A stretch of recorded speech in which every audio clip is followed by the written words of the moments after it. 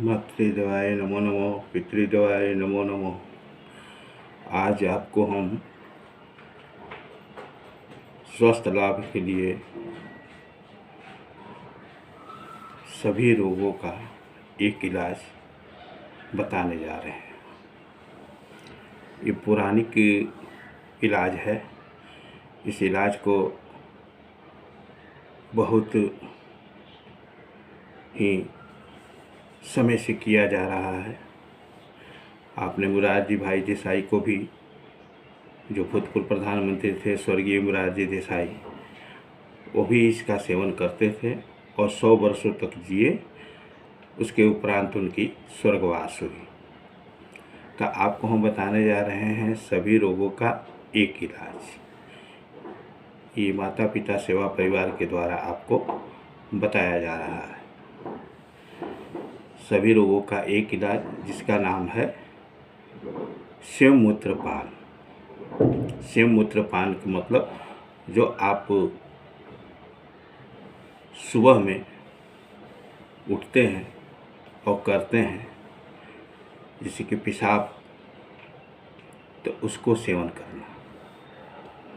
Seven करके आप स्वस्थ हो सकते हैं, स्वस्थ रह सकते हैं। करने का इसका तरीका है कि जब आप सुबह उठें तो कुल्ला पानी कर लें, मुँह हाथ धो साफ कर लें। साफ करने के उपरांत जो है इसका सेवन करना है। जो सुबह हमें उठते हैं और पहला धार जो है निकलता है और आखिरी धार छोड़ देना है, और बीच वाली धार को ले लेना है शीशे के गिलास में या तम्बे के गिलास में या स्टील के गिलास में। आप इसको लेकर सेवन कर सकते हैं। सेवन करने का इसका नियम है। इस नियम के अनुसार आप जो है करें। नियम इसका ये है कि आप इसके साथ किसी प्रकार का दवाई नहीं खानी है, और किसी प्रकार के दवा अगर खाते हैं आप इसके साथ तो ये रिएक्शन कर जाएगा। एक रोग के बजाय 25 रोग पैदा होगा। इसलिए इसके साथ किसी भी प्रकार का दवा नहीं खानी है, सिर्फ यही चलेगा आपके। इसका नियम तो आप समझ लिए कि इसके साथ किसी प्रकार का दवा नहीं खाना है, और जो दवा खा रहे हैं 48 घंटा के बाद इसको सेवन करना है, और सेवन करने के उपरांत ही इसको आप नियम पूर्वक सेवन करें। इसके बाद पहला नियम तो ये हो गया कि कोई किसी प्रकार की दवा नहीं चलेगा। दूसरा नियम इसका ये है कि किसी प्रकार का नशा पान आप नहीं कर सकते हैं, और किसी प्रकार का नशा पान आप इसके साथ करेंगे तो रिएक्शन कर जाएगा, फिर लेनी की देनी हो जाएगी। तो ऐसा ना करें, भूल के भी ना करें। यहाँ तक कि इसमें चाय भी पीना मना है। दारू शराब गांजा भांग तो ये तो बहुत दूर की बात है। यहाँ चाय तक नहीं पीना है। इसको अगर आप सेवन करते हैं और इलाज इससे करते हैं तो असाध्य से असाध्य रोगों का इलाज है। आप इसको श्रद्धापूर्वक कर सकते हैं।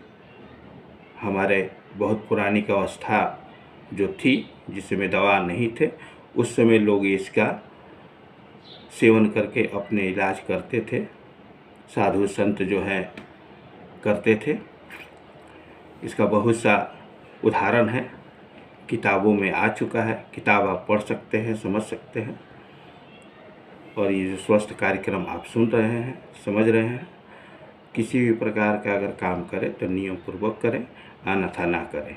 नहीं तो लेनी की देनी हो जाएगी और इसका लाभ के बजाय हानि होगी। अगर आपको समझ में बारीकी से आ रहा है तो ठीक है, और नहीं आ रहा है तो आप ना करें। करने से पहले अगर नहीं समझ में आ रहा है तो हमसे समझ लीजिएगा।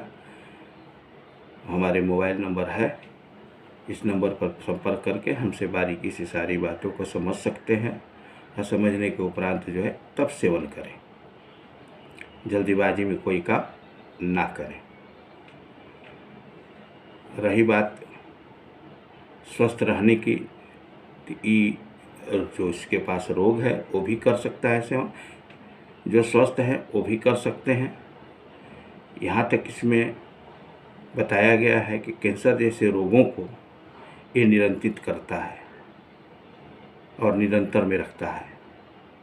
तो आप जो है नियम पूर्वक इसका सेवन करके आप स्वास्थ्य को स्वस्थ रख सकते हैं, रोगी से निरोगी हो सकते हैं, रोग को दूर कर सकते हैं। आप करें, भली भांति करें, लेकिन समझ बूझ के, जल्दीबाजी में नहीं। समझ में आए तो करिए, नहीं समझ में आए तो मत करिए। इसके साथ खान पान पर भी ध्यान देना है। बहुत ज़्यादा तला हुआ चीज़ नहीं खाना है, तेल मसाला नहीं खाना है। थोड़ा बहुत खा सकते हैं, मांस मछली ये सब अंडा फंडा भी नहीं खाएं, क्योंकि ये सब तली हुई चीज़ है, इसको खाने की ज़रूरत नहीं है। आप सादा शाकाहारी जीवन जिए, आनंद से जिए और स्वस्थ होकर जिए, यही मेरी कामना है। इसी कामना के साथ ये कार्यक्रम यहीं पर विराम लेती है। जय मातृ देवाय, जय पितृ देवाय।